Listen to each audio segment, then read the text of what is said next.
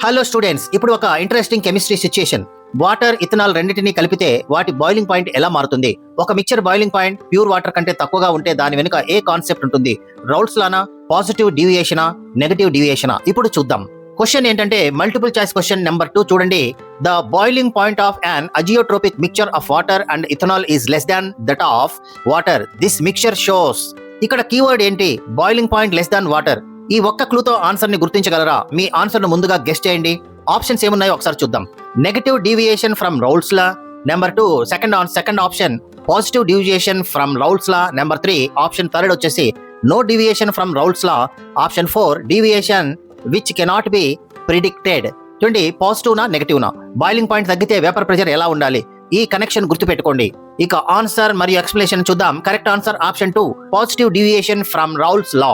Positive deviation లో vapour pressure ideal value కంటే ఎక్కువగా ఉంటుంది. వేపర్ ప్రెషర్ ఎక్కువైతే బాయిలింగ్ పాయింట్ తగ్గుతుంది. అందుకే వాటర్, ఇథనాల్, అజియోట్రోపిక్ మిక్చర్ కి బాయిలింగ్ పాయింట్ తక్కువగా ఉంటుంది. సింపుల్ చైన్ గుర్తుపెట్టుకోండి. Positive deviation, vapour pressure increase, boiling point decrease. ఈ సీక్వెన్స్ ని గుర్తుపెట్టుకోండి. ఇది చాలా ఇంపార్టెంట్ కాన్సెప్ట్.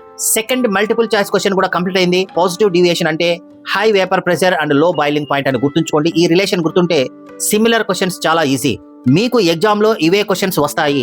మనం చెప్తున్నటువంటి మల్టిపుల్ చాయిస్ క్వశ్చన్ నుండి ఖచ్చితంగా ఒక క్వశ్చన్ వస్తుంది. కాబట్టి ప్రతి ఒక్క స్టూడెంట్ ఖచ్చితంగా ఈ వీడియోస్ ఫాలో కాండి, మీరు మార్క్స్ తెచ్చుకోండి. ఇక నెక్స్ట్ మనము థర్డ్ క్వశ్చన్ 1.5 ఫ్యాక్టర్స్ తో క్యాలిక్యులేషన్ చేద్దాం. థర్డ్ క్వశ్చన్ నెక్స్ట్ వీడియోలో మీకు ఇవ్వడం జరుగుతుంది. I will stop here and I will continue in the next class. That is third multiple choice question in the next class.